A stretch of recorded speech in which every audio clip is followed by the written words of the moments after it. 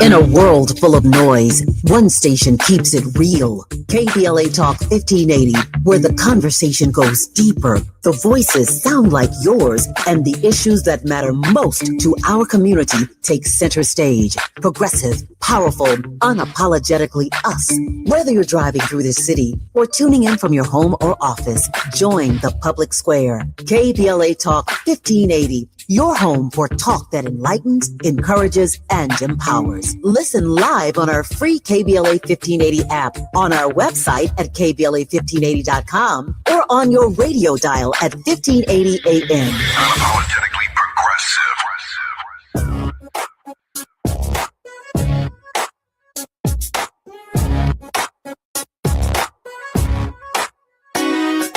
Jesse Jackson Jr. Show.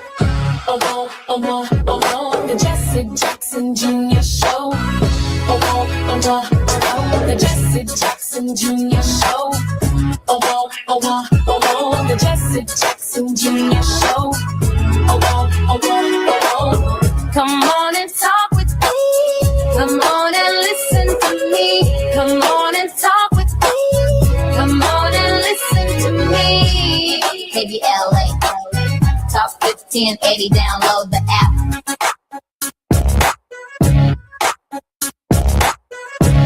Jesse Jackson Jr. Welcome forward to the Jesse Jackson Jr. Show on KBLA Talk 1580. We missed Dr. Wilmer Leon this past Wednesday due to a concert on Worldwide with Wilmer Leon. Today, Dr. Leon is joining us on Fat Meat Fridays. He's a political scientist whose primary areas of expertise are Black politics, public policy, and American government. For more than 11 years, Dr. Leon was a lecturer in the political science department at Howard University in Washington, D.C. He's the host, producer of the nationally broadcast radio show Inside the Issues with Wilmer Leon on Sirius Satellite Radio Channel 126. He's the author of Politics, Another Perspective, Commentary and Analysis on Race, War Ethics, and the American Political Landscape in the Age of Obama. This book is available on Amazon.com. He's also a contributing author to Democratic Destiny and the District of Columbia, Lexington Books 2010. I also believe that book is on Amazon. Dr. Leon, welcome forward to the Jesse Jackson Jr. Show and Fat Meat Fridays, right here on KBLA Talk 1580. Good afternoon. Greetings to all your audience. It's always a pleasure to be with you. Dr. Leon, before we get to some of the more pressing political issues, there was a mistrial, the breaking news in California, declared in the Palisades fire arson trial after jury deadlocked on the charges. A mistrial was declared Friday, today, in the case against the man accused of deliberately setting a fire that eventually became the deadliest in Los Angeles history after jurors told the judge they were hopelessly deadlocked. Age 30, a former Uber driver, was accused of setting the fire on New Year's Eve, which rekindled during strong winds into January 2025's Palisades fire. Jurors said they were unable to reach a verdict on any of the felony charges, with a final vote of 10-2 for acquittal. Bill Elasaila, first assistant U.S. attorney for the Central District of California, said the evidence is strong that Jonathan Render-Knight is responsible for igniting the fire on January 1st, which eventually became the Palisades fire. We fully intend to retry this case before the new jury and obtain jury and guilty verdicts on all charges and all counts. You know, as I continue to listen to the story on CNN and the other networks that are providing input and coverage of the story, it seems to be so circumstantial. Apparently, there may have been a small fire started by Mr. Render-Knight, but then he put it out. And I believe he's one of the persons who called 911, 311, that's what we call it here in Chicago when it's not a life-threatening emergency, to put out the fire. The fire department came and put it out, but apparently underneath that which they put out remained smoldering.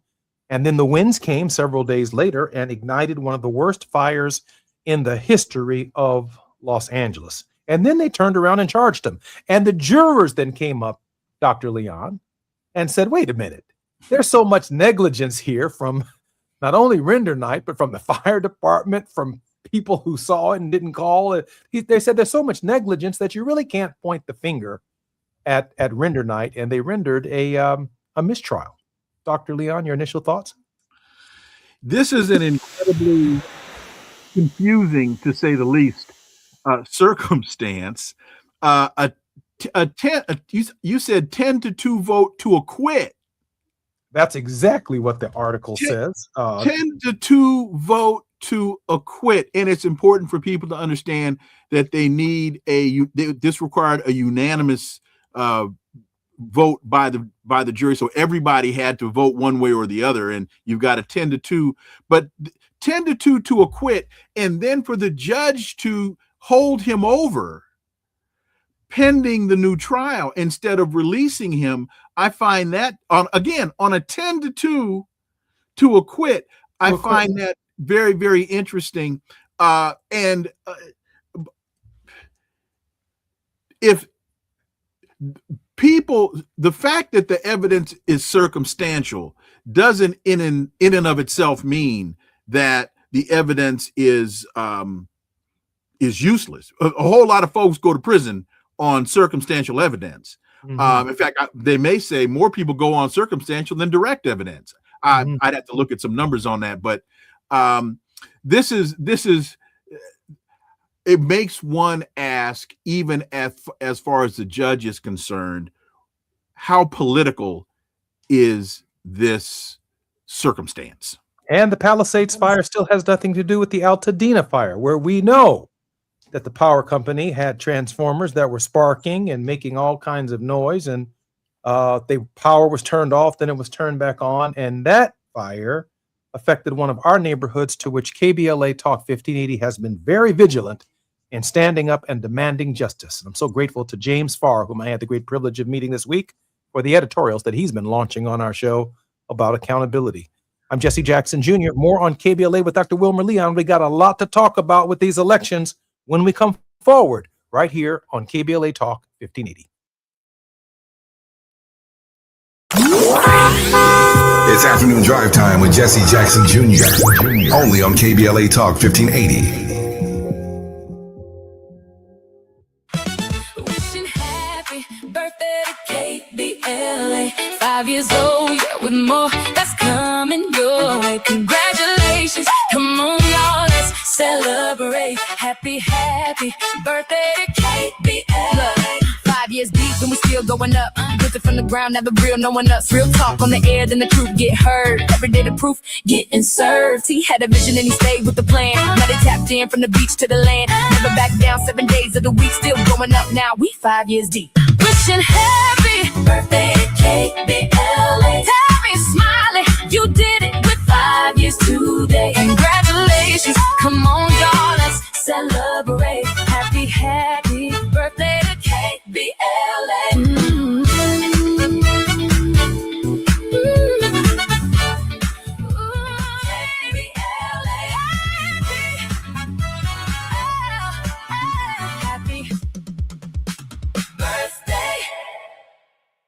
We all hear the radio ads about the IRS. They tell you to be afraid, to be scared, and they try to frighten you into calling. I'm not here to do that. Tax Relief Advocates is different. TRA is here to tell you that if you owe money to the IRS, whether it's $5,000, $50,000, or $500,000, we have a solution. It doesn't matter if you're sitting in your car, at work, or with your kids. No matter where you are, call now. 800-550-9651. Don't lose hope. TRA can eliminate or reduce what you owe to the IRS. Generous programs are now available that can give you a fresh start. Our passion is taxes and helping individuals fix their IRS problems. We have over 1,000 5-star reviews on Google and an A+ with the Better Business Bureau. You don't need to be afraid of the IRS any longer. End your tax nightmare today by visiting us online at TRA.com or call 800-550-9651. That's 800-550-9651. Tax Relief Advocates, real solutions for real people. This November, you'll decide who leads California. So shouldn't you hear directly from the people asking for your vote?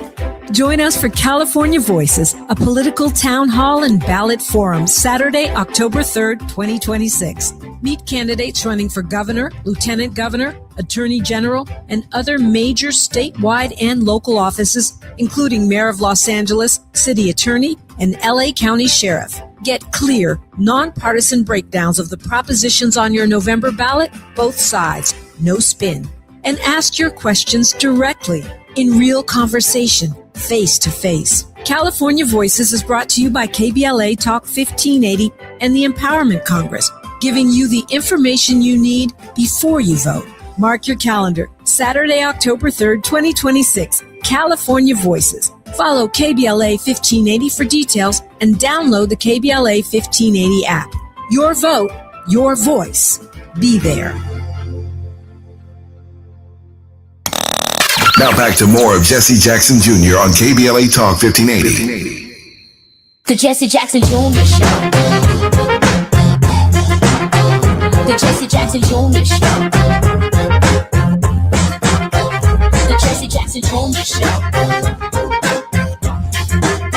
The Jesse Jackson Jr. Show. King Volley, drop the beat. Come on and talk with me. Come on and listen to me. Come on and talk with me. Come on and listen to me. KBLA Talk 1580. I'm Jesse Jackson Jr. Welcome forward to the Jesse Jackson Jr. Show. We are in Fat Meat Fridays, but we are really worldwide with Dr. Wilmer Leon, who is our regular contributor on Wednesdays in the first hour. Grateful that he's joining us on Fat Meat Friday. Hi, Dr. Leon. Welcome forward to the show. As always, a pleasure to be back. Dr. Leon, so it was the day after the election on Tuesday that I was very much looking forward to our conversation. But you know what? I've made no progress and developed no broader understanding of what took place on Tuesday because I so waited to unpack your analysis. Mamdani pulled off a hat trick in New York. Trump hedged his bet in South Carolina, and some of the other key takeaways from the primaries. Dr. Leon, I can't wait to hear your thinking, and I can't wait to read what you're writing. Dr. Leon, your thoughts about what happened on Tuesday? Well, my focus has really been on New York and Washington, D.C., as Democratic Socialists carried the day in New York and with the mayor's race in D.C. And so I'm asking the question, and this is honestly a question. This is not rhetorical. I'm not trying to be slick or clever. The question to me that comes out of New York and D.C. for the African-American community is a new politics developing that we need to pay attention to, because you can go back to Senator Bernie Sanders as a Democratic Socialist, and with his winning the Senate seat as a Democratic Socialist, and folks, lest we forget, he was winning the DNC primary races until you got to South Carolina, and the party undermined him, telling us he couldn't win when he was winning. So he, up until this point, has kind of been presented as the outlier, as the odd man out. But now you've got Mamdani winning in New York, and now Mamdani is flexing his muscle and unseated two Democratic Party stalwarts, both of whom were backed by AIPAC. And now what is the response from Hakeem Jeffries? Hakeem Jeffries says the mayor has serious work to do in terms of conversations that he's going to have with members of Congress moving forward, as though he owes the Democrats an apology. Let me tell you something, homie. You got stumped. Yeah. Mamdani doesn't owe you nothing. Not even a conversation. Your ass. Yeah. And now you want him to apologize to you? No, Slim. That's what's wrong with your politics. You know, I think the victory of the Democratic Socialists in New York, in Washington, D.C., and around the country are speaking to the core values in our community. Absolutely. Healthcare, housing, education, affordability, in ways that the Democratic Party has not been able to develop an agenda or a message. And as a result of that part right there, that point you just made right there, that part right there, what we're going to find out is that blacks in Congress who have historically identified with the Democratic Party But even with the Democratic Party and its liberalism, it's been an awkward relationship because the Democratic Party does not go far enough to address, as you always say, the bread and butter issues that are on our tables in these economic times. There's nothing tangible there other than stop Trump. And so all Hakeem Jeffries has done is shown just how conservative he is Thank you. against the backdrop and the tone deafness of the Democratic leadership on the question of AIPAC, their money and their funding could prove to be catastrophic in this election cycle. And I think we're seeing just some signs of it. The ramifications, Dr. Leon, of this election in New York is being felt far broader than the city itself and the 5 boroughs. Espaillat, the sitting Democratic congressman that lost, they were so desperate. AIPAC pumped $650,000 into his campaign at the last minute, and he still got stomped. Now, what does Hakeem Jeffries say? Does he say, you know what, we probably need to sit back, have a conversation with Mamdani so we can figure out what is it about the message that resonated with those, so that we can take this, we can build on this, and we can win with this moving forward. What does he say? He says, no, you owe us an apology. Look, in 1956, Du Bois wrote a piece called Why I Won't Vote. And he said, I shall not go to the polls. I have not registered. I believe that democracy has so far disappeared in the United States that no, quote, two evils, end quote, exists. There is but one evil party with 2 names, and it will be elected despite all I can say or do. There is no third party. Then he continues, if a voter organizes or advocates a real third party movement, he may be accused of seeking to overthrow this government by, quote, force and violence, end quote. Anything he advocates will be called communist. That was in 1956. And we're hearing that in 2026 right now.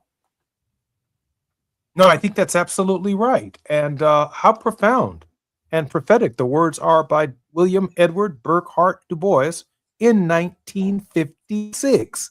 And it's presenting itself to us not only in the campaign in New York. We saw it in the Cori Bush election. We saw it in the Jamal Bowman election. We saw it in the Jesse Jackson Jr. election. I spent under $300,000 in a campaign for Congress with a half a dozen polls saying that I was winning from the moment I entered the race until Election Day. And AIPAC spent $8 million to stop me, with $3 million of it coming in the last month. And it was people walk up to me, by the way, Dr. Leon, every day, man, I can't wait to vote for you in November. And I'm looking at them like, what? Well, look. So you're at, so when AIPAC dumped all that money in Chicago against you, did Hakeem Jeffries tell AIPAC they needed to apologize, that they needed to explain? When AIPAC dumped all that money against Jamal Bowman in New York, did Hakeem Jeffries come out to AIPAC and say, you have no business interjecting yourselves into the politics of our city? You need to explain. No, when they did it to Cori Bush, what I'm seeing here, folks, what I'm smelling here, folks, I am smelling hypocrisy, moral inconsistency, intellectual dishonesty, selective piety is what I'm seeing here. And we as a community need to call it out for what it is and ask ourselves, is a new politics developing that we need to pay attention to? I think that's right. I was in a candidates forum with, I believe, Emmy Award-winning journalist Marianne Ahern here in the city of Chicago in my campaign, with all of the candidates present at, I think it was South Suburban College. And the first vote that we cast as a member of Congress, if elected, is for who is going to be the Speaker of the House. That's the first vote that we cast when the Congress begins to organize itself. And I, along with other candidates, except for the candidate who defeated me, we all raised our hands and said that the first vote we would cast will be for Hakeem Jeffries, the African-American woman supported by AIPAC who defeated me in this campaign, did not raise her hand, waiting for her marching orders to do whatever she's supposed to do on the first vote. That's happening waiting for everywhere. her check to clear. Come on, homie. She was waiting for her check to clear. Wait a minute. Let me check my account. No, it ain't there yet. I can't raise my hand right now. Oh, bing, there it is. Oh, yeah, okay. Now I know what I'm supposed to do.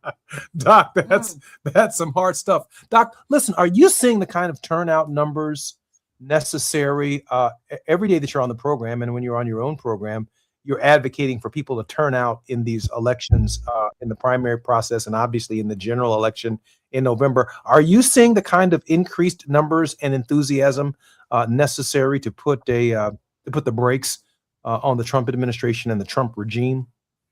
In some instances, yes, but I don't think that I have seen a large enough sample size to say, and again, because we're talking primaries, that this is going to translate into a wave, an anti-Trump wave in November. But this is why I will make you nauseous with how often I repeat this. Folks, a new politics is developing. And we as a Black community can take advantage of this. When Hakeem Jeffries says to Mamdani, you owe us an apology, that is an admission of defeat. That's Donald Trump in Iran throwing up his hand saying, y'all done thumped me on this one. This is desperation. This is an opportunity. As Charlie Parker played, now's the time. Now's the time. We can't sleep on this one, folks. And you can't turn to Hakeem. You can't turn to Gregory Meeks. You can't turn to, no. This is grassroots politics here. I'm not saying vote Democratic Socialist. I'm not saying vote for anybody or anything. What I'm saying is read, listen, pay attention to what's being said and what's being done. There is a new politics afoot. Dr. Leon, we have about 2.5 minutes before we come forward. I've been watching also what's taking place, for example, in Florida, as Debbie Wasserman Schultz has now moved from a district that was predominantly white, and now that an African-American seat has been developed in the 20th district of Florida, she is now running in that seat, a seat that would give an African-American an equal opportunity of getting elected to Congress, which would strengthen our numbers in light of the Voting Rights Act. And I'm wondering, one, your thoughts about that campaign, because there is a movement growing in that primary to hold Democrats accountable for not supporting the African-American. The community needs to tell Debbie, go get your hair done and stay out of our politics. This is our community. These are our politics. You have proven, AIPAC has proven, their interests are not our interests.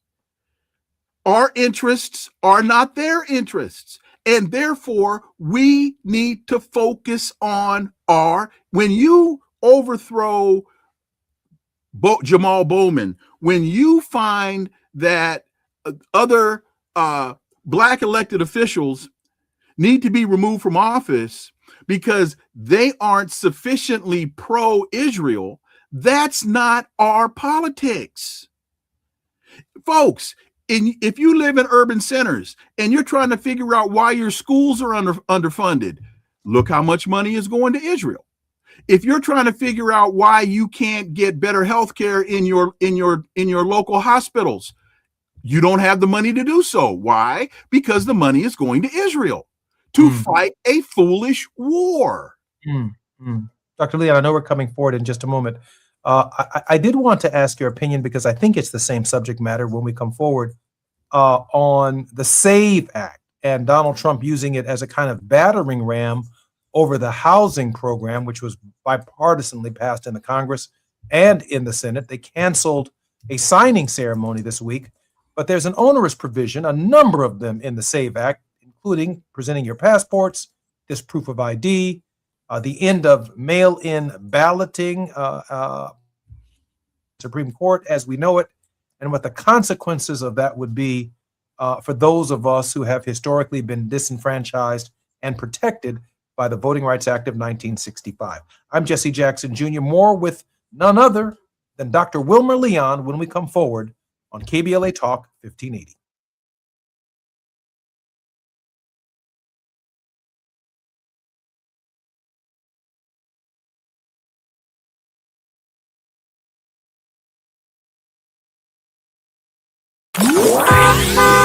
It's afternoon drive time with Jesse Jackson Jr.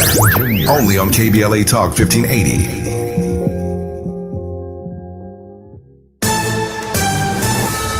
I'm Mike Island with BIN News Now. Nearly 600 deaths are being confirmed and thousands are injured after the devastating earthquakes in Venezuela. Back-to-back magnitude 7.2 and 7.5 quakes hit. The U.S. is rushing search and rescue teams and humanitarian supplies to the country. Health authorities across Europe are on high alert as the continent faces a deadly heat wave. European nations are experiencing record-breaking heat, which scientists say is the worst recorded for the continent.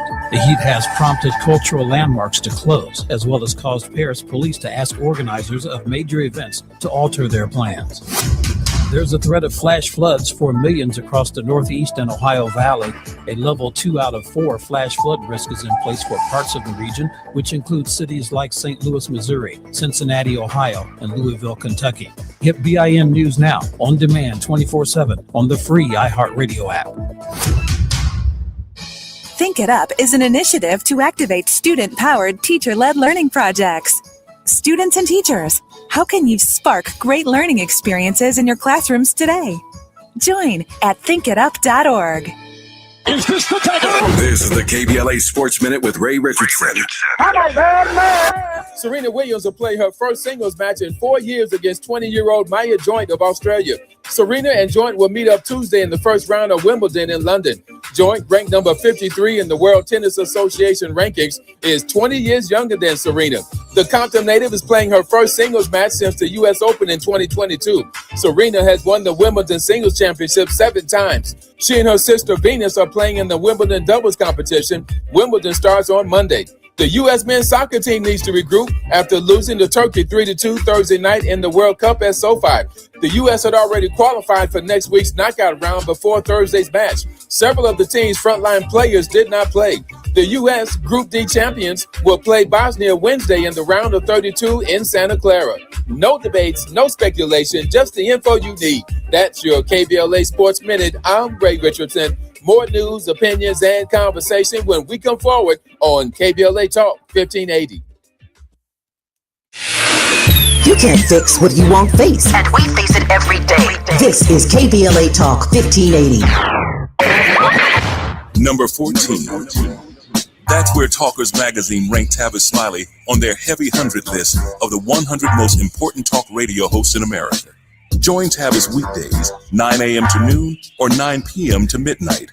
Only on KBLA Talk 1580. Listen up, KBLA delegation. We have something you need to hear. Right now, you may qualify for low-cost home internet. We're not talking about a catch. This is real. Many internet service providers offer low-cost internet plans if anyone in your household is enrolled in CalFresh, Medi-Cal, SSI, or is income eligible. There are a lot of families in our community who deserve to be connected. Here's all you do. Call 844-461-7893. That's the Get Connected call center. Real people ready to help you enroll today. Or go online to internetforallnow.org to find a provider near you. You may also qualify for a low-cost computer through Human IT.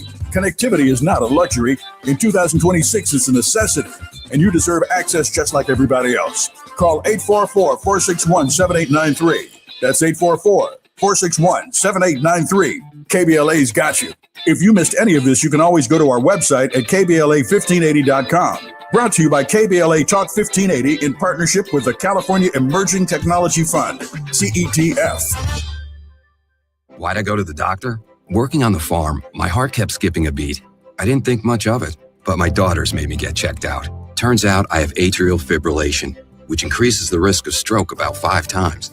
Symptoms like irregular heartbeat, heart racing, chest pain, shortness of breath, fatigue, or lightheadedness can come and go. But if it's AFib, the risk of stroke remains. If you have symptoms, contact a doctor. I'm so glad I did. Visit notimetowait.com. Sponsored by Bristol Myers Squibb and Pfizer. Please be advised, you may want to stop eating the following foods immediately. Broccoli, kale, blueberries, quinoa, spinach. I thought those were good for me. What's healthy for one person may cause inflammation for another. So how do you know what your body actually needs? That's where Viome comes in. Viome is a simple at-home gut health test that analyzes your real-time biology to give you personalized nutrition guidance and custom supplements.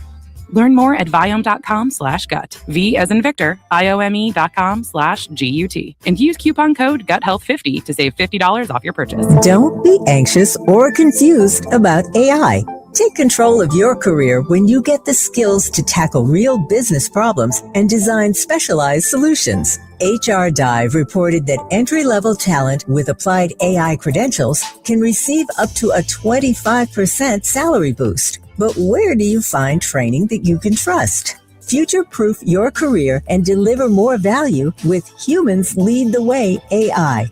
Their hybrid learning courses use practical definitions, real-world examples, and strategic insights to help you and your team understand AI with confidence. No magic, no hacks, no shortcuts. Just practical knowledge that helps you use AI more successfully. Don't wait. AI can never replace people who know how to use it well. Register for courses today at humansleadtheway.com. That's humansleadtheway.com. You're listening to Jesse Jackson Jr. on KBLA Talk 1580. The Jesse Jackson Jr. Show. The Jesse Jackson Jr. Show. The Jesse Jackson Jr. Show. The Jesse Jackson Jr. Show. King Quality, drop the beat. Come on and talk with me. Come on and listen to me. Come on and talk with me. Come on and listen to me. KBLA Talk 1580. I'm Jesse Jackson Jr. Welcome forward to the Jesse Jackson Jr. Show on KBLA Talk 1580. It's Fat Meat Fridays on the Jesse Jackson Jr. Show. In the next hour, Gina Towns will be joining us with our very special guest in that hour. But in this hour, where we're keeping it real and we're keeping it 100, Dr. Wilmer Leon, political scientist whose primary expertise are Black politics, public policy, and American government. For 11 years, he was a lecturer at Howard University. Dr. Leon, welcome forward to the Jesse Jackson Jr. Show. As always, my brother, thank you for the invite. And let me quickly, man, I realized during the break, I had to take a breath. Because I'm so, this means so much to me. It is so important to me that I think I got a little bit agitated. So let me. You didn't get more agitated than Kenneth Carroll, who said Hakeem, a.k.a. AIPAC Shakur, is not the person, or maybe he is for the dim AIPAC party, but not for people looking at more progressive options. And that, I think, is what you're trying to say. We should be looking at progressive options. Love Kenny Carroll. AIPAC Shakur, he's absolutely spot on, 1,000% right. He's Congressman from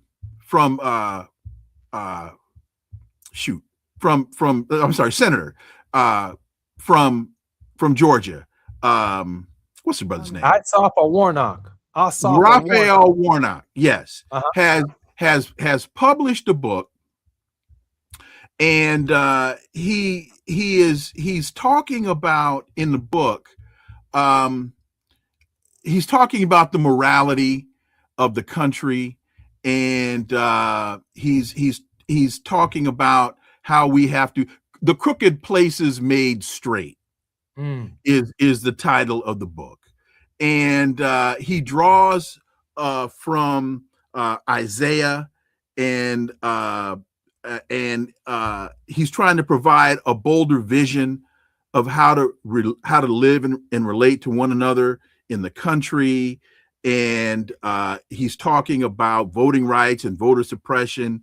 Well, all of that's great, and all of that's right. Reflections on the Moral Meaning of America is the subtitle of the book. But I've got to ask him, how can you talk about the moral meanings of America when you support genocide? People need to be asking him this question. Reverend Warnock, you stand in the pulpit of Dr. King, and you are talking about the moral mission of the moral meaning of America, and you back genocide. I find that to be morally inconsistent. I find it to be intellectually dishonest. I find it to be selectively pious. You know, so let me not be self-righteous. Let me be the contrarian, if you don't mind. Because of what I believe in, I guess as much money as I could raise for what I believed in was $300,000. My opponent was able to raise $8 million. To run for Senate in the state of Georgia, outside of Atlanta, from the northernmost county to the southernmost county, other than the vote in Atlanta, which definitely can secure the Democratic nomination for Warnock, and it can even secure the Democratic nomination for Ossoff and for Keisha Lance Bottoms to be the next governor of the state. Only Warnock is in a race or a contest for re-election to the Senate that could be upwards over $50 to $60 million to keep that Senate seat. Does he raise that money in Georgia? Or does he have to raise that money around the country? And here's been my experience, even in running for Congress. All of the churches in Georgia, all of the chicken dinners from one end of the country to the other, with our community's lack of resources and income to be able to finance these big contests, that there are some compromises that we make, Dr. Leon, for our representation. It doesn't have to necessarily come at the expense of our moral voice, but it does come at the expense of commercials that we need to run in these various markets in Georgia. Raphael Warnock has to go to some of these places in Georgia. He has to fish, he has to hunt, he has to milk cows, he has to pick corn and soybean and even some cotton if necessary, just to get his seat and get to Washington to be able to say we must defend the Voting Rights Act. Work with me here, Dr. Leon. Well, you mentioned chicken dinners.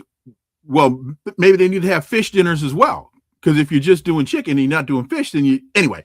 But in all seriousness, so to me, all of that takes me to at what price my soul. And we're talking genocide.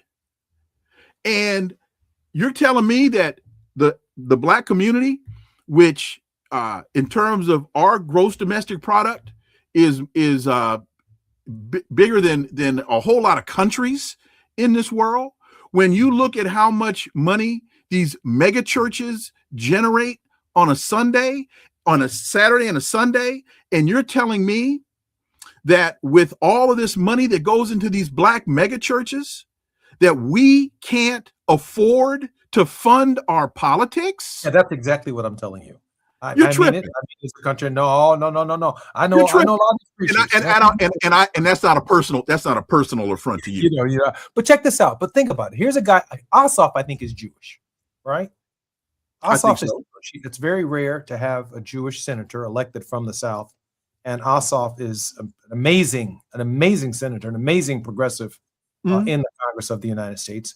But the fact of the matter is, even though he runs in a different election cycle than Warnock, they essentially share the same contributors because they're both Democratic senators. They are coming from the same state, running from the same state. So they're essentially talking not only to the same Georgians, but they're speaking to the same people in various parts of the country, various interest groups that have interests before the Senate.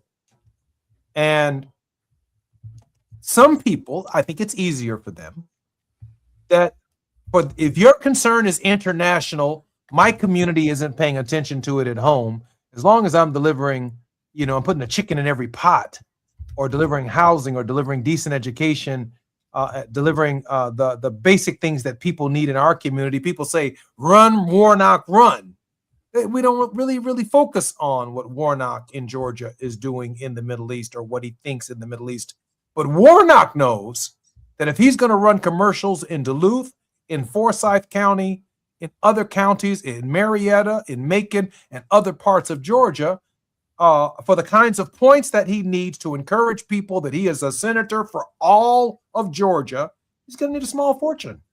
He's going to need a small fortune, and it ain't just coming from Georgia, and it ain't coming from mega black churches. Well, but why isn't it coming from mega black churches? Why isn't it coming from a collective of the black athletic and entertainment coalition that came together to help fund the SCLC when Dr. King was championing the civil rights movement? What has happened to our politics to where we can't fund our politics? Some of it's dark money now, because one person can show up in a dark money campaign and throw a big old bag of money at a congressional race or at a Senate race. Yeah, but it's not even technically now with what's the act that allowed businesses to get into politics? I'm drawing a blank. While you get that thought together, I'm Jesse Jackson Jr. You're listening to Jesse Jackson Jr. Show. More with Dr. Wilmer Leon when we come forward.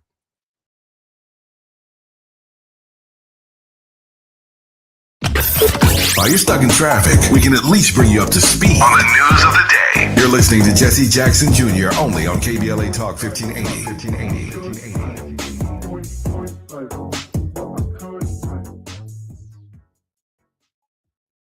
When you turn to the Employment Development Department, we'll help you get there. Whether it's support for you and your family while you find a new job, or the resources to focus on your recovery after illness or injury, we can help you move forward. From support while you bond with your newborn, to helping serve your family while your partner serves our country.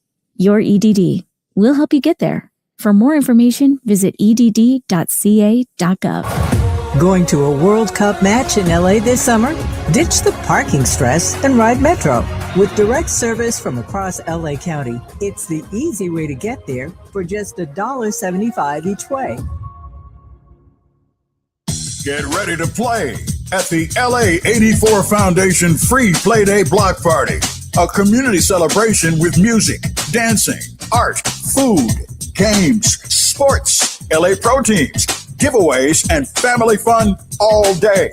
Saturday, June 27th at 2141 West Adams from 10 a.m. to 3 p.m. Register at la84.org. See you at Play Day. Gas prices got you down. LADWP customers get a rebate of up to $4,000 when you buy a used electric or plug-in hybrid vehicle. Installing an EV charger at your home? Get a rebate for that too, up to $1,500. Visit ladwp.com/EV today and start saving. That's ladwp.com/EV. KBLA Talk 1580. We've got a lot to talk about.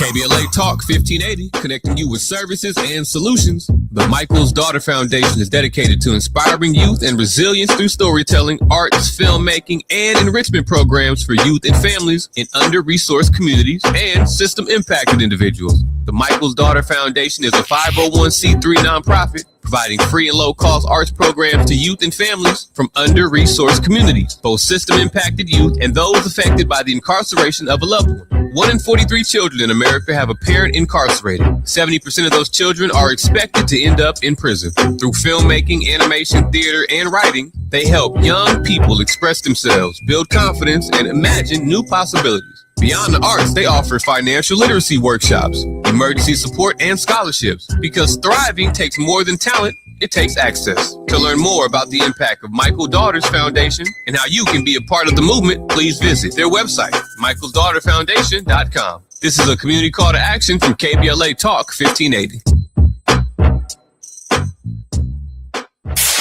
KBLA Talk 1580. We've got a lot to talk about.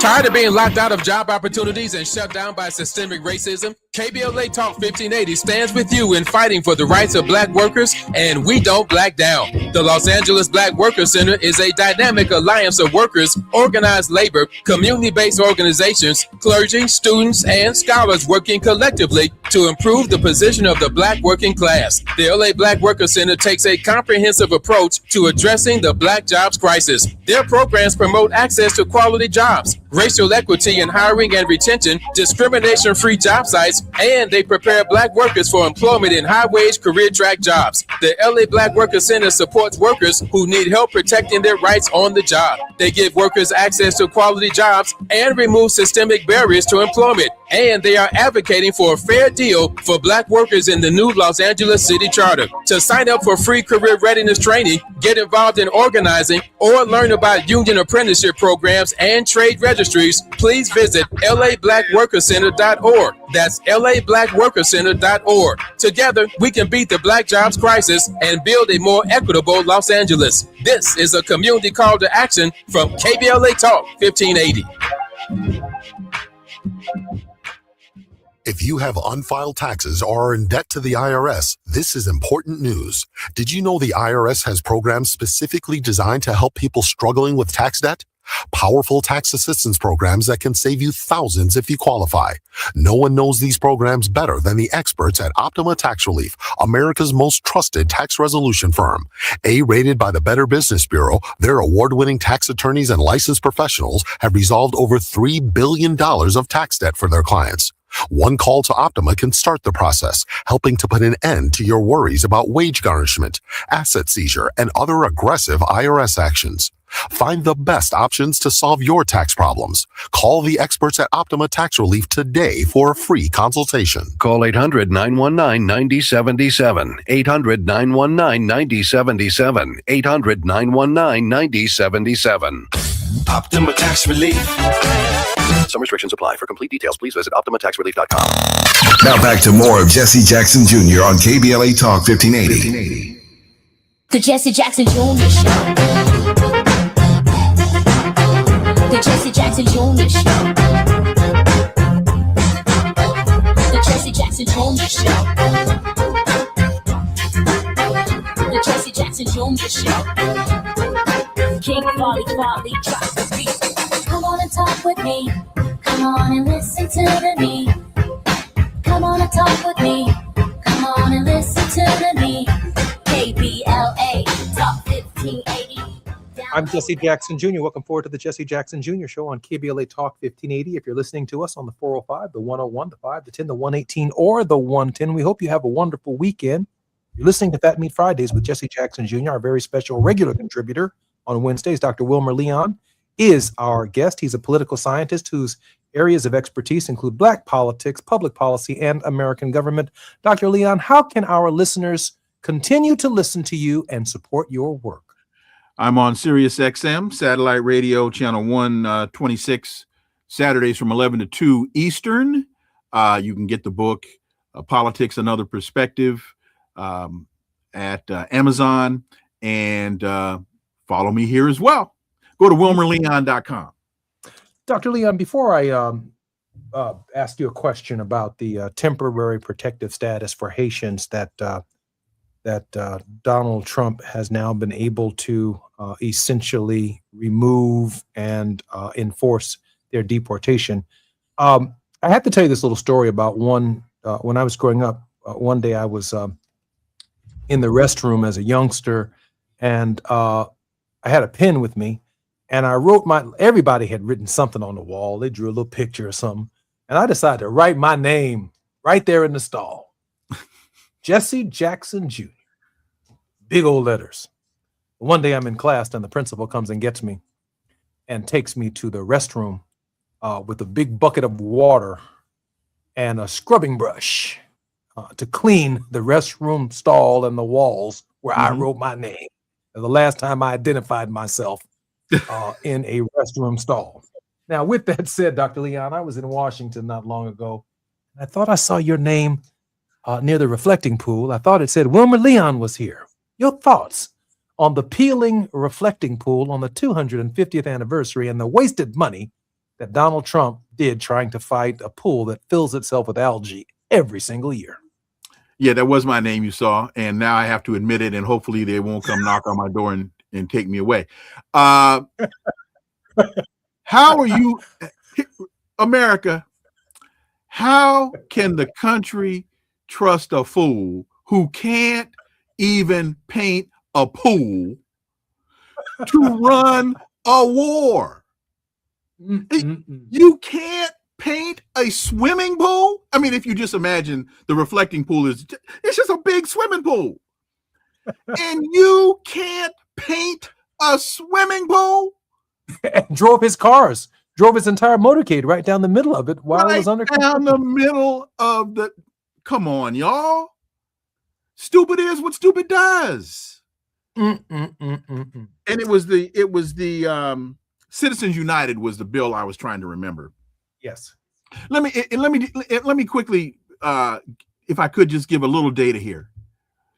Please. And that is that Black churches raise an estimate between 11 to 17 billion dollars a year, and we can't fund our politics. TD Jakes, 500 million a year just from his business organizations. Creflo Dollar, up to 69 million a year. Eddie Long, the late Eddie Long, who always seemed to come up short, 100 million a year. And those are probably 2020 estimates. And we can't back our politics. Some of those pastors are Republicans. Now, they don't bring their politics like that over into the pulpit, but you're naming some of the big ones, and them big boys right there, they are not Democratic regulars or But how many of their congregants are? That's a great point, Jesse. How many of their congregants are? So why are you, as a Black Democrat, giving your money, driving your Benzo into the parking lot of a pastor who's a Black Republican? That's antithetical to your reality. I can tell you this, and I'll say it to you quickly because I do want to hear your word of hope. When my father ran for president in 84 and 88, Dad used to pass the hat in the church. And he probably, after the first 2 or 3 primaries, under the conventional way you run a campaign, probably should have quit. Our campaign was broke, both in 84 and 88. Dad said, I got a poor campaign, but I got a rich message. And he ran a campaign like a revival. And he said, I'm going to run to see what the end's going to be. And that meant both boat tours, getting rid of the planes, reducing staff. Dad kept on running until he got to the Democratic convention. That's kind of the behind the scenes story of the Jesse Jackson campaign. There was no big influx of money, dark money, light money, rich money, poor money. We went chicken dinner, fish dinner, asking Black folks to pass the hat, get us from one city to the next city at a time.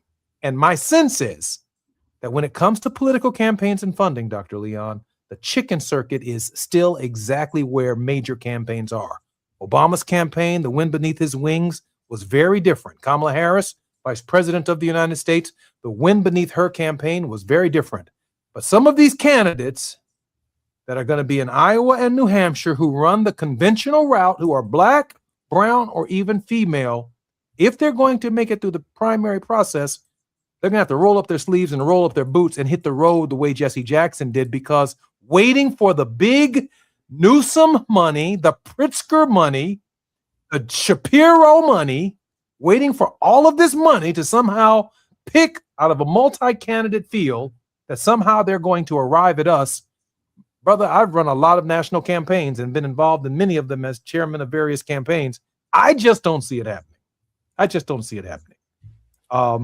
We're not in that space in our thinking. We have to be, but Jesse Jackson was unique like that. We are not a perfect people. Our mission to feed the hungry, to clothe the naked, to house the homeless, to teach the illiterate. There is a call of conscience, redemption, expansion, healing, and unity. Leadership must heed the call of conscience. I'm quoting a man much more brilliant than myself. That was your father. Reverend Jesse Jackson. You would throw that at me with no more time left in our program. Of course I would. That's my game. That's what I do. Thank you for being here, Dr. Leon. Can't wait to see you next Wednesday. I'm Jesse Jackson Jr., listening to Fat Meat Fridays on the Jesse Jackson Jr. Show. Our very special guest has been Dr. Wilmer Leon. More with Gina Towns and our very special guest when we come forward.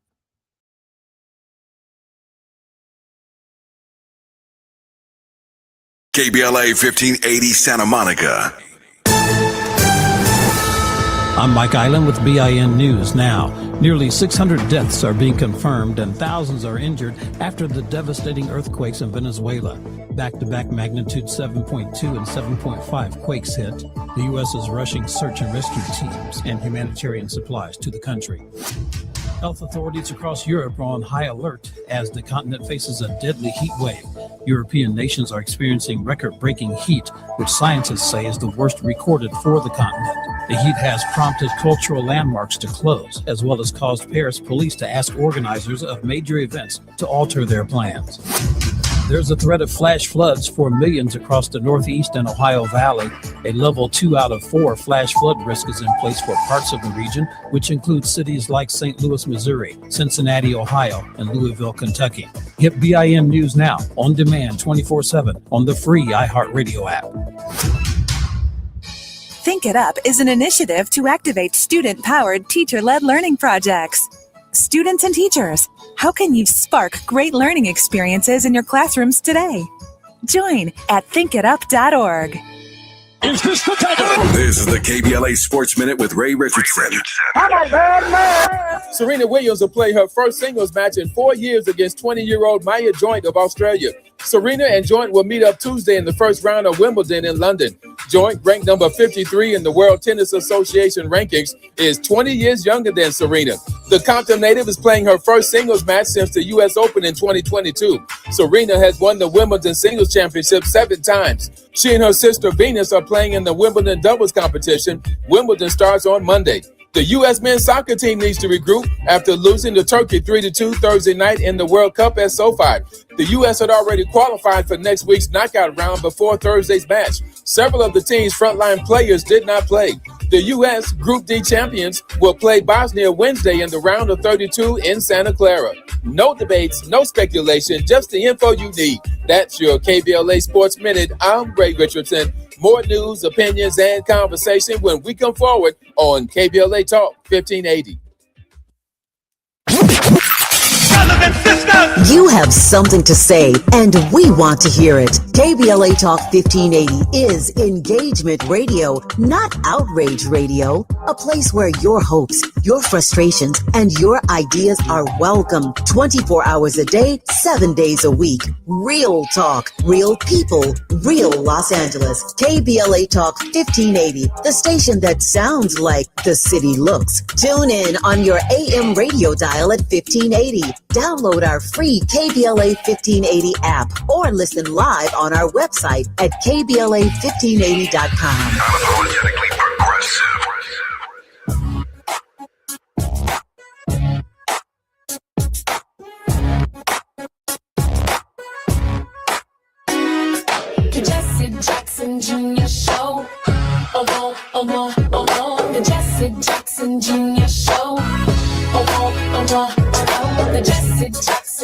Jr. Show. Oh, oh, oh, oh, oh, oh, the Jesse Jackson Jr. Show. Oh, oh, oh, oh, oh. Come on and talk with me. Come on and listen to me. Come on and talk with me. Come on and listen to me. KBLA, Talk 1580, download the app.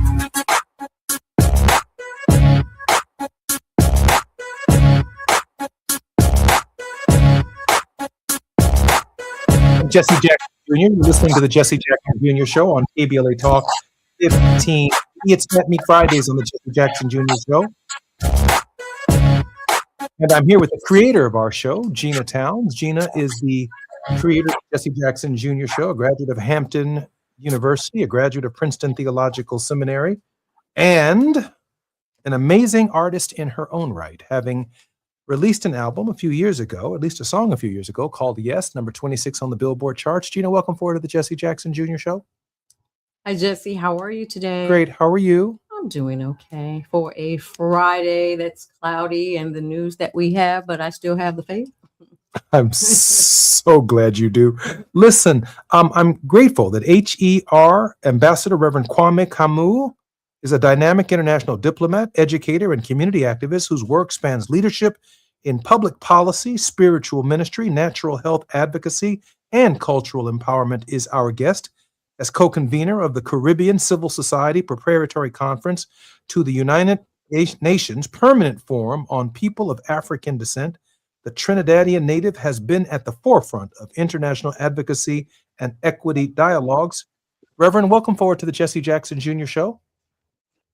Greetings. It's definitely a pleasure to be here. Your father certainly was an icon, a legendary one at that, and one of my inspirations growing up. So this is almost surreal for me, and I certainly bow before his throne, even in his ascension and absentia. I'm so grateful that that you're joining us, and I'm so grateful for your very kind and thoughtful remarks about my father. I will definitely pass them on to my mother. Doc, there's so much, Reverend, going on in the world, certainly in the Caribbean, certainly most recently, the Supreme Court and the President of the United States have lifted, for example, the temporary protective status for our brothers and sisters in Haiti. We can only see what he's doing on the questions of immigration as really a crackdown on people of color, including the challenges to birthright citizenship. I'm wondering, in your thinking, how should we process this? That's a brilliant question. First of all, before we go on to talk about the Haiti question and what's happening within the region, I want to just pause and remember the lives lost recently and the death toll perhaps still counting and climbing in Venezuela. Our neighbors, our nearest neighbors in Trinidad and Tobago are our Venezuelan comrades and counterparts.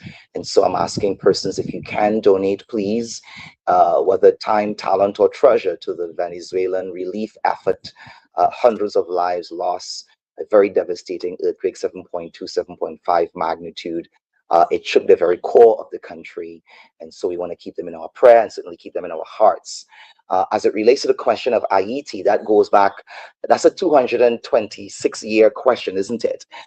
Is the question of a people who rise to power by way of a revolution, by way of declaring and demanding their rights, their human rights, their civil rights.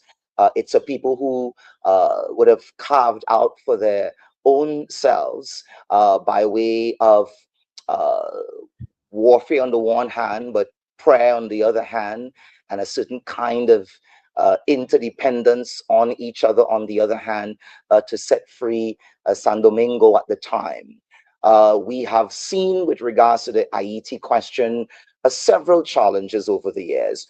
We don't want to pretend that all of Haiti's problems are external. Some of them certainly are internal, but the external actors, France, and the cost that Haiti had to pay for their own reparations, for, as it were, their own freedom. Imagine you set yourself free, and then in setting yourself free and declaring independence, France then says, well, you owe us for the years that we had you as slaves.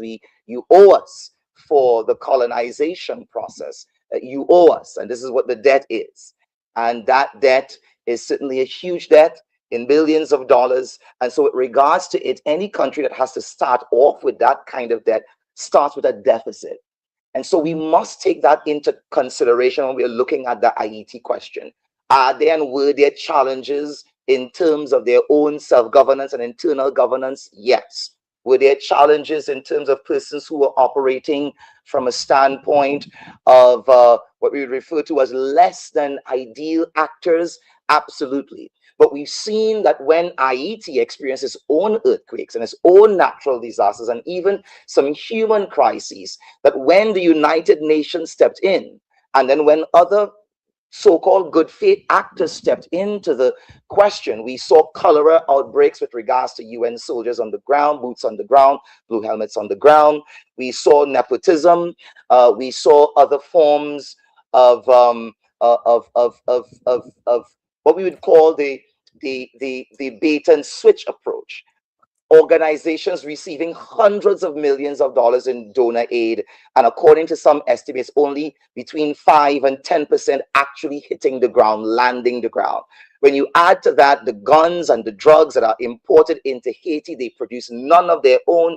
We see that there's a quagmire in relation to the oogenesis of this problem that is multi-generational, multi-sectoral, and certainly multidisciplinary. And so the Haiti question is definitely a complex question. They are looking at the need for self-governance. They are looking at the need for an independent, certainly interdependent CARICOM approach to this question of Haiti. The latest troops on the ground, courtesy the UN and America and our good brothers and sisters from Kenya, has not really realized as much as we would like it to be. But the challenge is that with regards to the process, once you're starting from the wrong oogenesis, you will always come shy of a solution that is inclusive of the people on the ground and respectful of their rights and dignities. So I'm not surprised by the latest political actions and the latest political actors. I think that's a part of the colonial project. But I believe that there's a solution, and I would like to talk about that solution not only in the Haiti context, but certainly within a Pan-African context, and more broadly, a Pan-Indigenous context. As soon as we come forward, I'm Jesse Jackson Jr., listening to His Royal Excellency, Ambassador Reverend Kwame Kamu. Reverend Kamu has 2 decades of multidisciplinary experience on the subject matters that we will be discussing for the next hour on Fat Meat Fridays.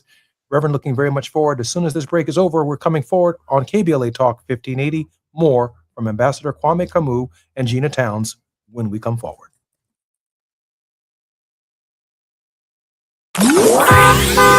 It's afternoon drive time with Jesse Jackson Jr. Only on KBLA Talk 1580. Wishing happy birthday to KBLA. 5 years old, yeah, with more that's coming your way. Congratulations, come on, y'all, let's celebrate. Happy birthday to KBLA. Look, 5 years deep and we still going up. Built it from the ground, never real, no one else. Real talk on the air, then the truth get heard. Every day the proof getting served. He had a vision and he stayed with the plan. Now they tapped in from the beach to the land. Never back down, 7 days of the week, still going up now. We 5 years deep. Wishing happy birthday to KBLA. Happy smiling, you did it with 5 years today. Congratulations, come on y'all, let's celebrate. Happy birthday to KBLA.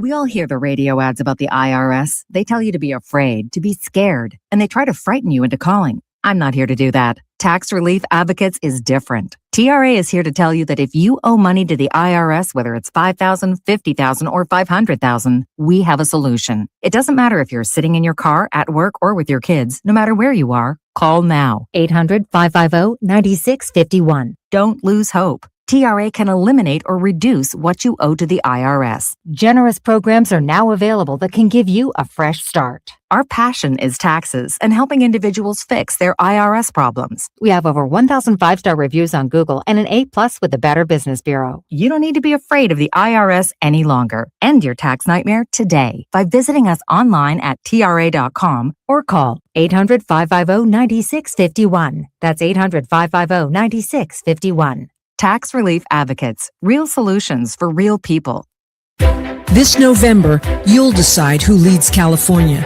So shouldn't you hear directly from the people asking for your vote?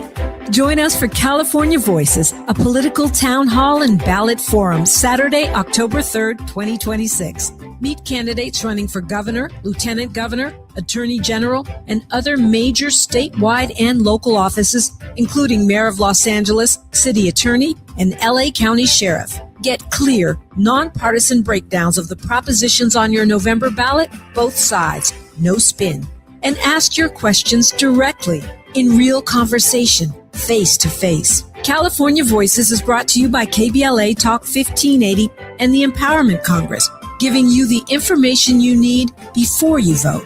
Mark your calendar, Saturday, October 3rd, 2026, California Voices. Follow KBLA 1580 for details and download the KBLA 1580 app. Your vote, your voice. Be there. Now back to more of Jesse Jackson Jr. on KBLA Talk 1580. The Jesse Jackson Jr. Show. The Jesse Jackson Jr. Show. The Jesse Jackson Jr. Show. The Jesse Jackson Jr. Show. King Volley, drop the beat. Come on and talk with me. Come on and listen to me. Come on and talk with me. Come on and listen to me. KBLA Talk 1580. Download the app.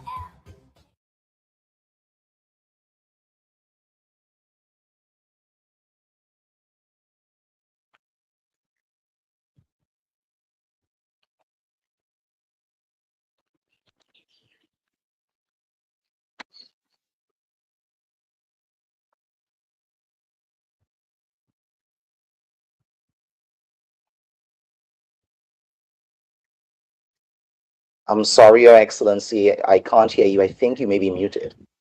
I think you're probably right.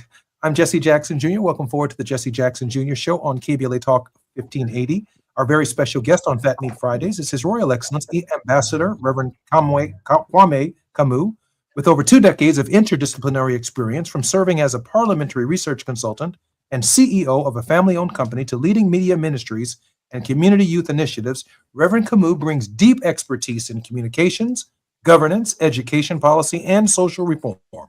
He's also a recognized voice in international forums, serving as an ambassador at large for the Congress of African People, education, executive ambassador of Cicada, Liberia, and international director for minorities for medical marijuana use in the USA. Reverend, welcome forward to the Jesse Jackson Jr. Show and Fat Meat Fridays with Gina Towns. Indeed, a privilege and pleasure again to be in your company, and looking forward to quite a stimulating and riveting discussion. Reverend, just before the break, you were alluding to wanting some more time to kind of dissect or unpack for us the larger colonial project. This is our longest segment. Please take your time and unpack what's taking place in the Caribbean, in Africa, and the interconnectedness with our brothers and sisters here in the United States. Thank you so very much for the, again, opportunity. I want to start, if I can, at the beginning, because if we don't, we lose context. One of the things I don't want us to do is assume that chattel slavery and colonization per the last 400 years is a new construct or an invention of Europe. I don't want us also to see what has happened as only an external experience. It was very much an internal one as well. What I don't want us to do is to deny ourselves the agency of being able to recover and restore and repair. One of the things that I do is reparations. But when I talk about reparations, I often talk about reparations from an internal perspective. Now, if you ask any lawyer worth his salt, any international lawyer worth his salt, especially one that is versed in constitutional law and reparatory justice, they will tell you that reparations has 5 essential components. And I'll tell you why I'm going in this direction in a little while.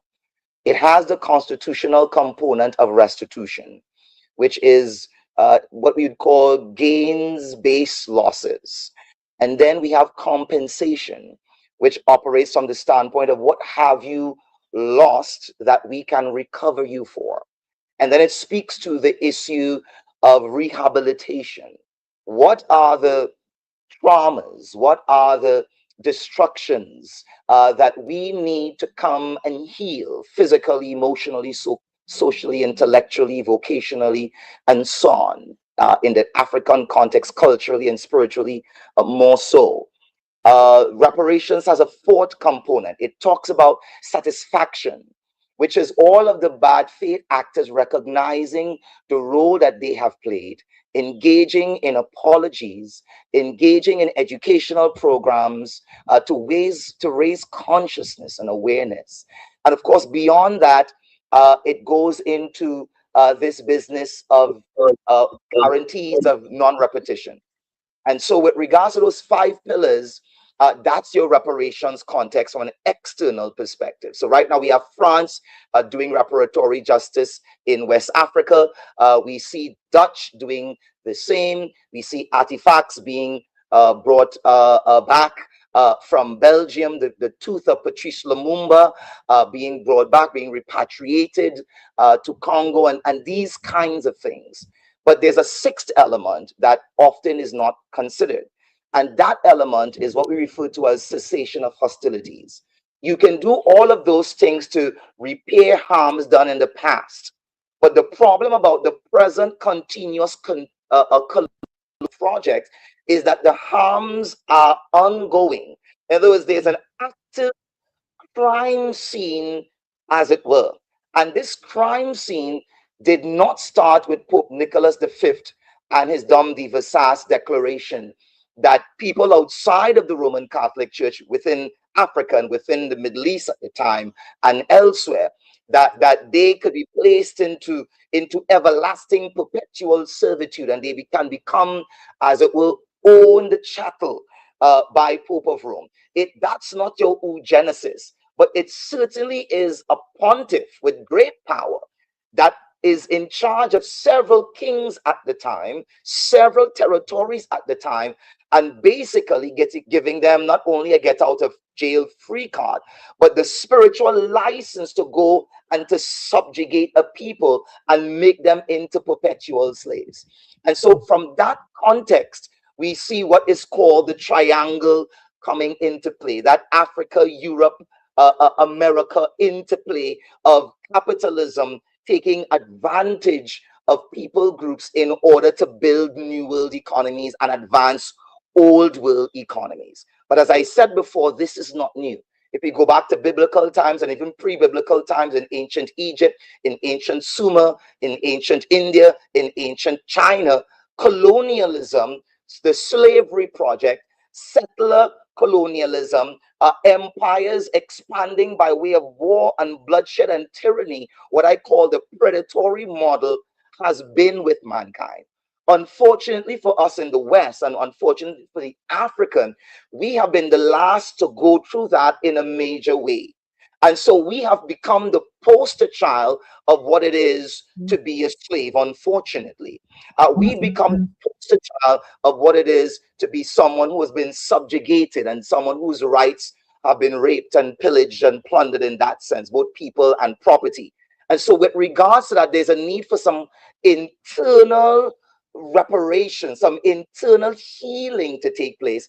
And I argue that while there is an external debt to be paid, most assuredly, the internal reparations, the internal self-healing process is even more important, because when that debt is paid, if you are not operating in your right mind and senses, if you don't heal your individuals and your institutions, you will repeat some of the mistakes that we have made in the past, and we'll be none the better for the material gain. The material gain must come in concert, I argue, I posit, with an internal memory recovery. I call it a species with amnesia, and I am saying that we must remember who we were before the colonial project, remember what we were, and regain those institutions and regain that kind of model of living. Outside of that, reparations would be sparse and non-substantive, is my argument. And that's the kind of world I want us to see. The world where we take ownership for where we went wrong and do those internal healing processes, while at the same time holding accountable external forces who would have engaged harms and causing them, as it were, through petitions and by way of non-violent means, certainly to do justice and to engage justice, because this world certainly needs a whole lot more justice. This is a comprehensive approach to these questions of justice, G, and I'm grateful that I had the opportunity to hear at least the tip of the iceberg of where Reverend Kamu's going. Yeah, Gina? This is really foundational. The number one thing, that comes to mind as you speak is that you can't pour new wine into an old skin.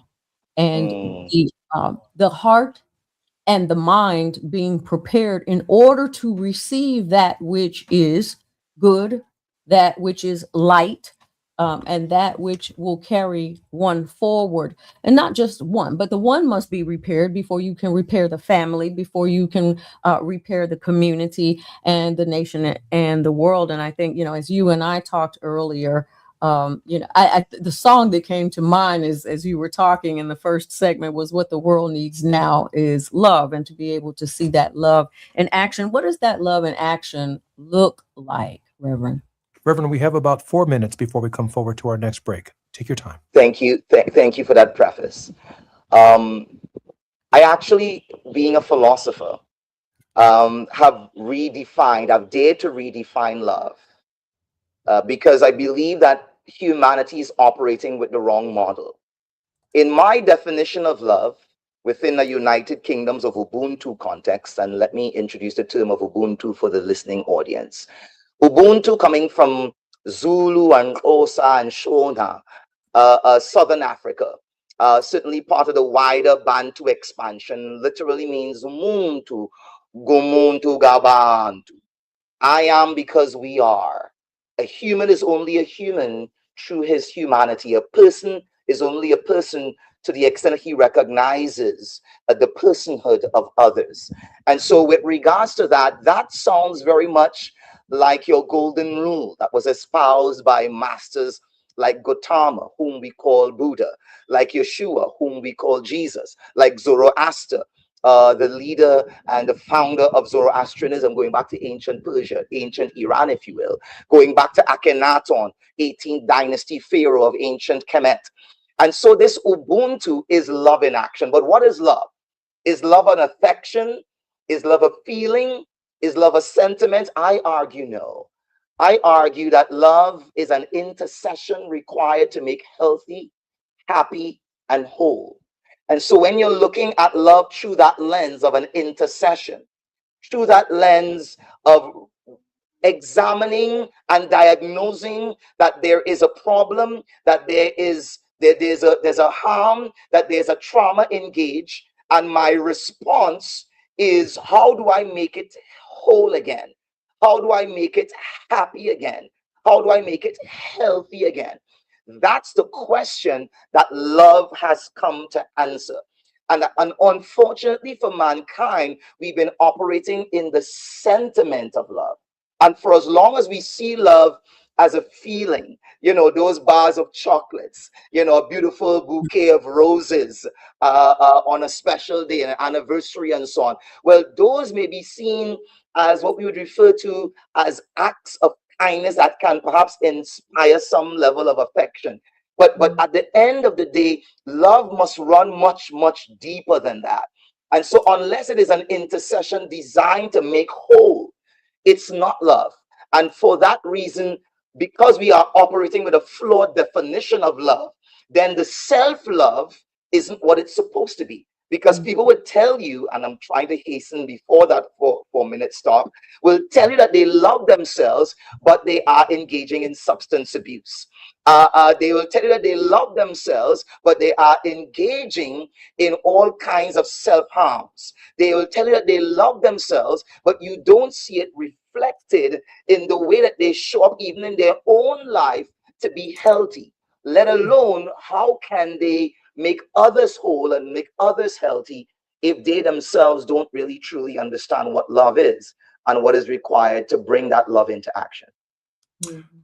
I'm Jesse Jackson Jr. You're listening to the Jesse Jackson Jr. Show on KBLA Talk 1580.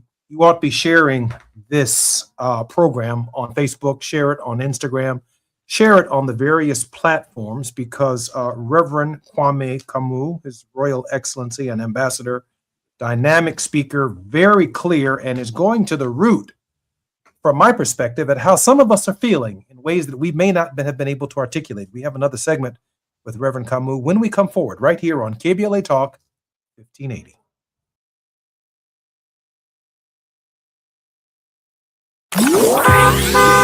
It's afternoon drive time with Jesse Jackson Jr. Only on KBLA Talk 1580.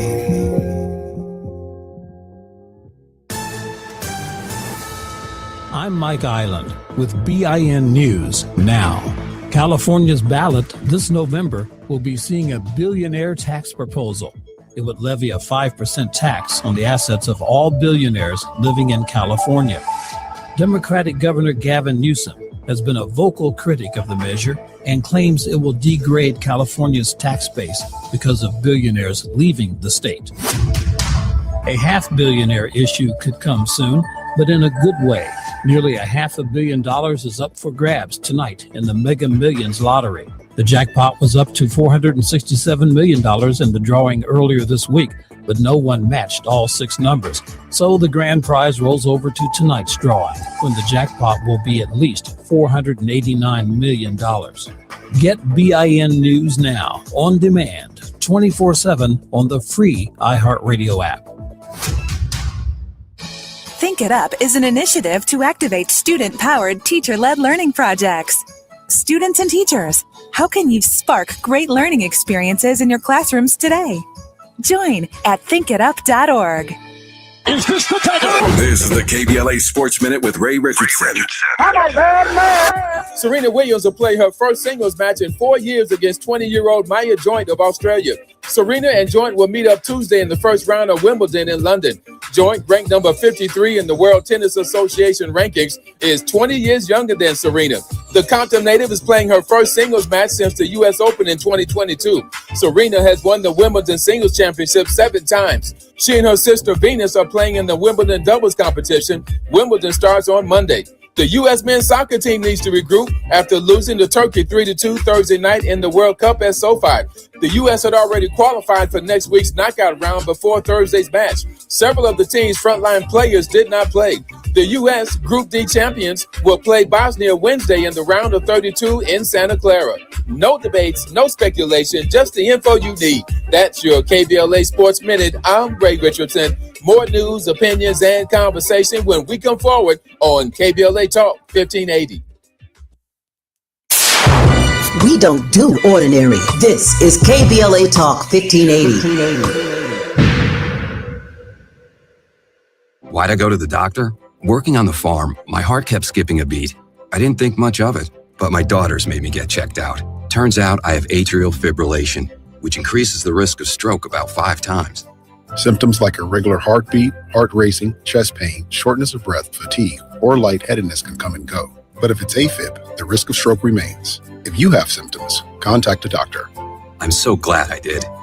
Visit notimetowait.com. Sponsored by Bristol Myers Squibb and Pfizer. Please be advised, you may want to stop eating the following foods immediately: broccoli, kale, blueberries, quinoa, spinach. I thought those were good for me. What's healthy for one person may cause inflammation for another. So how do you know what your body actually needs? That's where Viome comes in. Viome is a simple at-home gut health test that analyzes your real-time biology to give you personalized nutrition guidance and custom supplements. Learn more at Viome.com/gut. V as in Victor, IOME.com/GUT. And use coupon code GUTHEALTH50 to save $50 off your purchase. Don't be anxious or confused about AI. Take control of your career when you get the skills to tackle real business problems and design specialized solutions. HR Dive reported that entry-level talent with applied AI credentials can receive up to a 25% salary boost. But where do you find training that you can trust? Future-proof your career and deliver more value with Humans Lead the Way AI. Their hybrid learning courses use practical definitions, real-world examples, and strategic insights to help you and your team understand AI with confidence. No magic, no hacks, no shortcuts. Just practical knowledge that helps you use AI more successfully. Don't wait. AI can never replace people who know how to use it well. Register for courses today at humansleadtheway.com. That's humansleadtheway.com. All I need is one mic. With a KBLA Talk 1580 editorial, I'm Tavis Smiley. Some interesting developments as it relates to Destination Crenshaw, or Procrastination Crenshaw, as it's known around these parts. So just north of us on Crenshaw Boulevard in the 10th Council District, there's a black-owned restaurant called The District. Apparently, the restaurant is in some sort of legal dispute with the landlord, and it's gotten pretty ugly. So ugly, in fact, that the 3 black members of the LA City Council recorded a video in support of the restaurant, which is now circulating online. You might have seen it by now. To be clear, here at KBLA, we have nothing but love for Council members Heather Hutt and Curran D. Price Jr., who have been real champions for this particular black-owned and operated business, even though KBLA does not sit in either of their council districts. But take a listen to our 8th District Council member, Marquise Harris Dawson, who, as you know, is also president of the LA City Council. Marquise Harris Dawson, president of the Los Angeles City Council and representative of District 8. We just want you to know, from the 10th District to the 8th District and all across the city, we love the district. We support Tyree and the whole team that's there. It's one of the most beloved sports watching facilities in our district, and we all stand by them 100%. All right. Now, for starters, lip service is not leadership, and slogans are not solutions. That said, I played that video at least 5 times. I mean, I was gobsmacked. The council president stands with black businesses 100%? Oh, really? Is that just in the 10th Council District? Good brother, you need to travel south down Crenshaw about a half mile. When you get to Vernon, get out the car and walk a few blocks. Ask the black business owners in your 8th Council District how they feel about being economically asphyxiated, not by an alleged predatory landlord, but by a city project that you launched years ago and cannot seem to get across the finish line. Can I keep it real? Can I keep it real? What is the point of having a black city council president if he cannot find the funds to finish a years delayed project in his own district? What is the point of having a black city council president who cannot curate a business interruption development fund for the suffocating businesses in his own district? I declare, these black faces in high places don't mean diddly squat if they cannot deliver for black people. In the next editorial, I'm going to tell you what accountability looks like. And if the city still can't figure it out, well, I guess we'll have to show them what accountability looks like. With a KBLA Talk 1580 editorial, I'm Tavis Smiley, and as always, we welcome your feedback.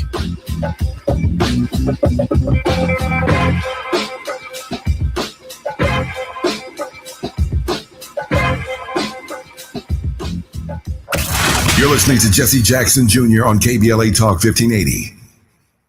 The Jesse Jackson Jr. Show. The Jesse Jackson Jr. Show.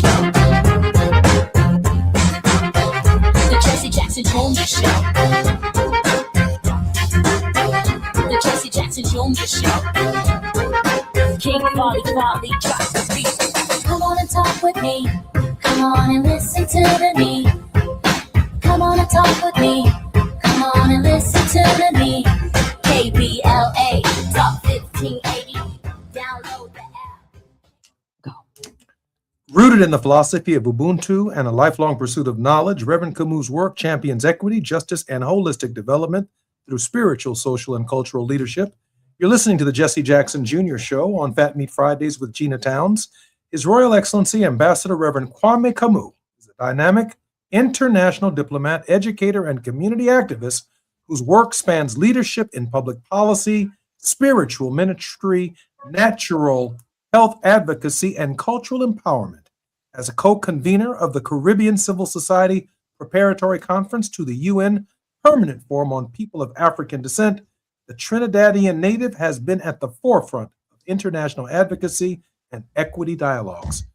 Ambassador Camus, welcome forward to the Jesse Jackson Jr. Show. What a wonderful time we are having. And of course, as the saying goes, time flies when you're having fun. It is certainly Most educational. assuredly. I'm sitting here just receiving and digesting all that you're saying and imparting. Gina?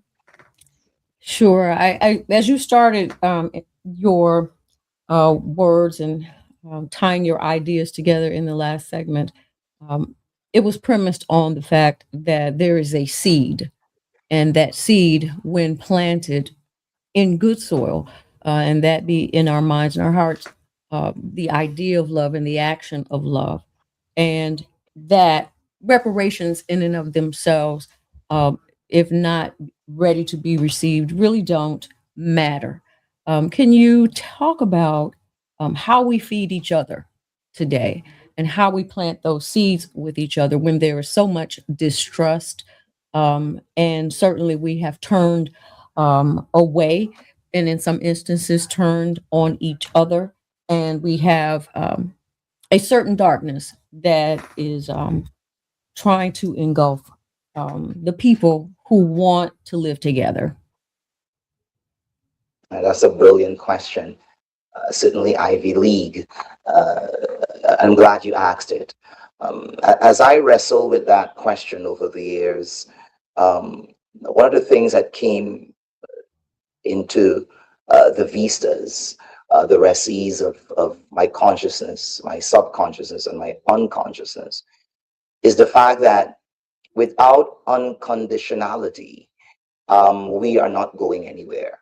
Once you're starting from a place of trauma, once you're starting from a place of hurt and brokenness, the only way forward is by way of a love that doesn't know what boundaries and borders are. I was talking to the congregation only yesterday, and I was saying that there's a difference between speaking in love, acting in love, and becoming love. The room went silent because they wanted to know what the difference is. And today I'm going to talk about that difference very, very briefly. When you have a reason to love, when you have a motive to love, when the circumstances lend themselves to you operating in love, then that type of love has a certain kind of power or pathos, a certain kind of ethic or ethos, and a certain kind of language, logos. But if you really want to be transformative, not just operating in the mundane of the ordinary, if you want to move into the extraordinary, then you have to be able to do what Yeshua said, turn the other cheek. You are going to have to walk the extra mile, and you are going to have to give the cloak also. But for a people who have been harmed and for a people who have been traumatized, we do have trust issues. For a people who have gone through the kind of external atrocities that we have experienced, that Holocaust, that Amangamizi that we have gone through, then your love takes a beating. And there is what we call a pause. I want to give, but I'm not sure what you're going to do with it. I want to show up in your life to make a difference, but I'm not sure if you're going to take advantage. I want to say to you all that you need to hear, but I'm not sure if I can make myself that vulnerable. Love, in the way that is transformative, allows itself that level of vulnerability. Love that goes beyond cookie cutter, fortune cookie type love, sentimental type love, keeps loving even when there is no reason, keeps loving even when there's no motive, keeps showing up even when there is no incentive. And for a generation or two, or I might add 10, we have been raised in an incentivized love. And so we don't know how to operate in that love that operates without some kind of ulterior motive. And until we end up at that space, doing this work genuinely, then we'll be going around the mountain versus entering into the promised land of our final deliverance and ascension as a people. You know, that's very interesting what you described. It reminds me of the journey from Egypt to the promised land, in which an entire generation had to go because they could not receive, and the next generation had to rise because of, I suppose, a pure-heartedness with which to receive that which is given to make us whole, make us better. That's a very interesting concept for us to have to consider in this day. No, Gina, I am particularly moved by what Ambassador Camus has said, in part because I've always understood it to be a physical journey from Egypt to the Promised Land. I've always tangentially known that it was a spiritual journey that required a mental change and transformation of focus and an internalization of moving from the slave experience to the freedom and emancipation experience. And what I heard from Dr. Camus, which I had not given consideration to on the level that he has articulated for us and our listeners today, is the spiritual transformation that I can only imagine in this moment that not everyone was willing or understood how to make. That they understood the physical journey, but they did not understand the complete transformative journey, and that may have even led to the wilderness experience itself. I'm Jesse Jackson Jr. You're listening to the Jesse Jackson Jr. Show on KBLA Talk 1580. It's Fat Meat Fridays. We're with Gina Towns, and we're with Reverend Kwame Camus, who's sharing some deep thoughts on the evolution of human thinking and spirituality. More when we come forward right here on KBLA Talk 1580. While you're stuck in traffic, we can at least bring you up to speed on the news of the day. You're listening to Jesse Jackson Jr. only on KBLA Talk 1580.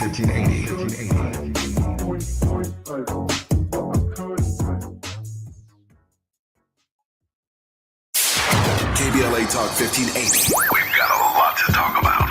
KBLA Talk 1580, connecting you with services and solutions. At the heart of the Al Wooten Center's mission for good citizenship and academic excellence is a desire to ensure that every student avoids the kind of lifestyle and overcomes the kinds of challenges that led to the murder of Al Wooten Jr. In 1990, founder Myrtle Fay Rumpf opened the center in honor of her son's life. In 2026, they are serving more than 300 students in grades 3 through 12 annually online and on site at their youth center and other sites in the South LA area. The Al Wooten Jr. Youth Center takes a neighborhood approach to the revitalization and empowerment of a community in crisis. The Wooten Center provides free after-school and summer programs to help students in grades 3 through 12 attain grade-level proficiency and promotion, high school graduation, and college and career access and success. The Al Wooten Center focuses on academics, STEM, the arts, and so much more. Join them for an enriching experience that sparks creativity and nurtures young minds. Tap in at WootenCenter.org. That's WootenCenter.org.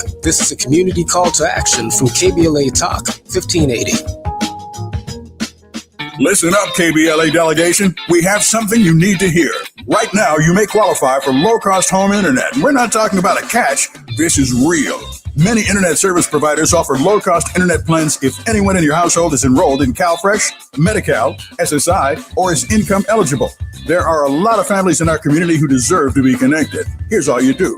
Call 844-461-7893. That's the Get Connected call center. Real people ready to help you enroll today. Or go online to internetforallnow.org to find a provider near you. You may also qualify for a low-cost computer through Human IT. Connectivity is not a luxury. In 2026, it's a necessity, and you deserve access just like everybody else. Call 844-461-7893. That's 844-461-7893. KBLA's got you. If you missed any of this, you can always go to our website at kbla1580.com. Brought to you by KBLA Talk 1580 in partnership with the California Emerging Technology Fund, CETF. Progressive presents the Museum of You. We begin our tour with a unique piece, a relic from the early big screen television era. Remarkable. Next, we find a juicer, which historians believe has only ever been used once. And finally, compact discs from the emo era. A rare find indeed. Some things should be history, but until then, you could protect what's important to you and save by bundling your auto insurance with a renter's policy from Progressive. Progressive Casualty Insurance Company affiliates and other insurers. Not available in all states or situations. Small businesses are the heart of America. But you don't have to go it alone. As the nation's largest nonprofit resource of expert business mentoring, SCORE has helped millions of entrepreneurs build their businesses for free. Get the connections, education, and guidance you need with SCORE. We're ready to help. Find a mentor today at score.org.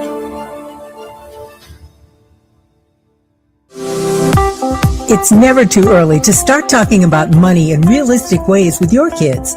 JP Morgan Chase navigates how to educate your kids now about creating long-lasting, healthy money habits. Whether your kids are in elementary school, high school, or college, now is a great time to start a conversation about ways to create healthy money habits as they grow, ultimately benefiting their financial future. Talking about money in a realistic way to support your kids' lifestyle and dreams, your first banking account geared towards high school or college. It's never too early. Explaining the basics, what you earn and what you spend, building financial confidence starts with getting organized. Learning and practicing vital money skills now will stay with them for life. Tools they will have to stay on top of their finances and achieve their goals. This segment is sponsored by JP Morgan Chase.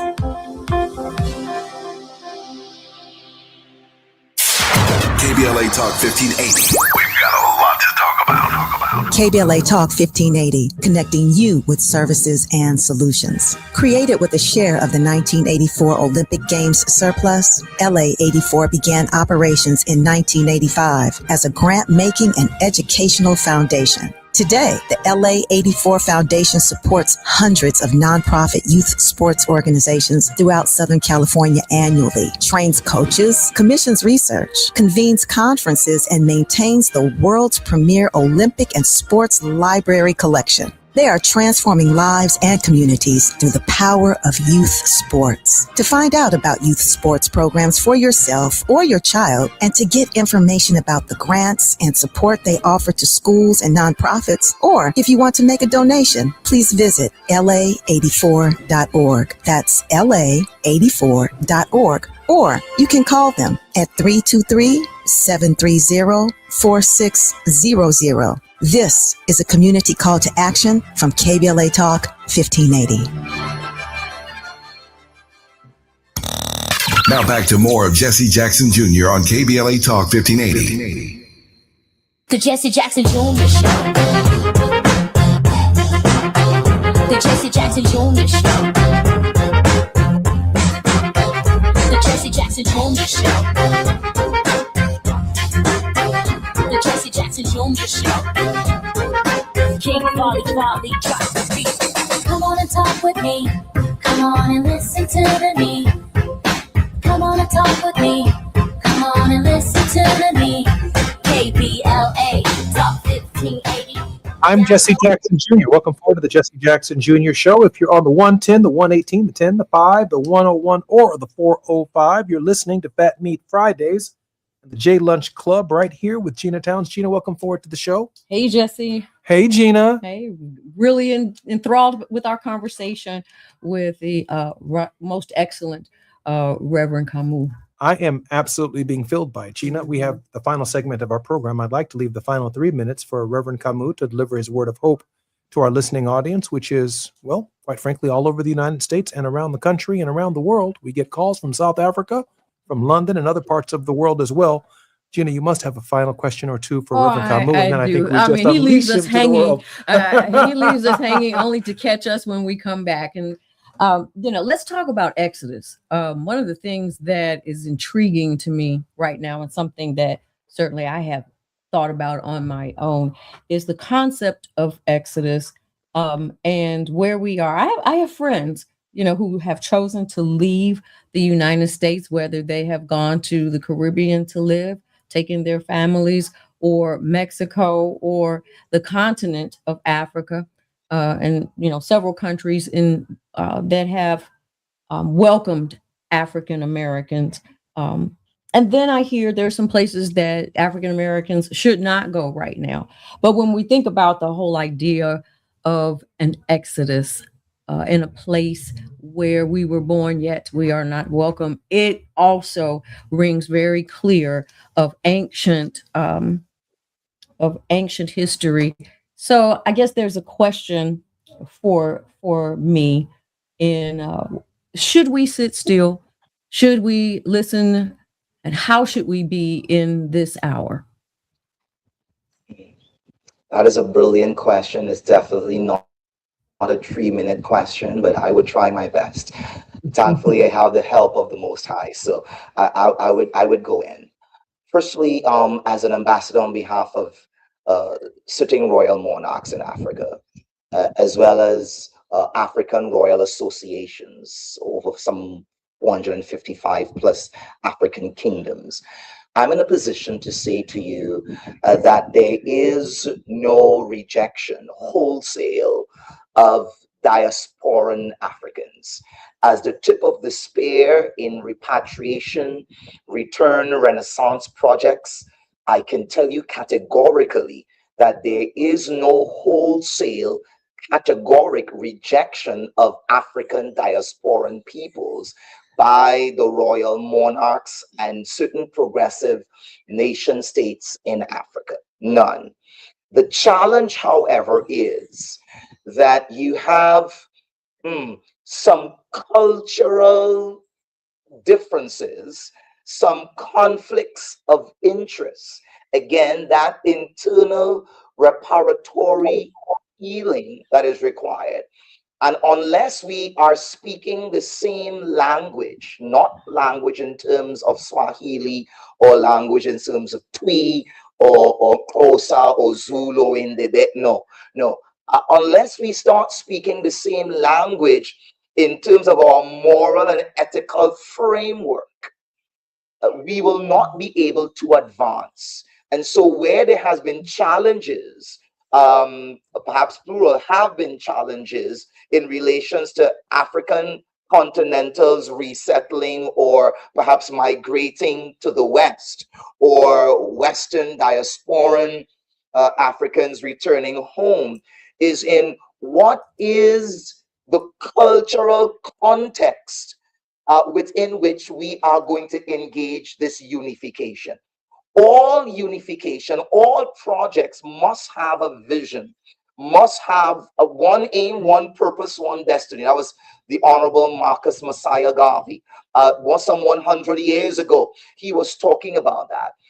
And far too often, if you are returning into the African continental contextual framework, but you are bringing the Western paradigm with you, you are bringing the Western capitalist ethos with you, you are bringing perhaps the urban street culture with you, and some of what sometimes comes with that.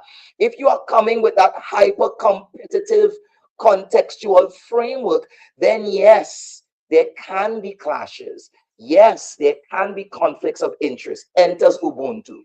Ubuntu is Africa's philosophical framework and its greatest gift to humanity. And if we return to that cultural, philosophical framework, it means then, therefore, that they are speaking our philosophical language. We are speaking their philosophical language, and we can certainly build from there. Otherwise, you're changing geography without changing, as it were, mindsets and realities. Well, that seems to be based in a one love concept, which, of course, that is our Jamaican brothers and sisters always greet or depart in one love. Jesse, how do we end today? I think everything that has emanated from Dr. Camus' mouth, his heart, his mind, his spirit, through this program has been more than a word of hope. I am completely filled.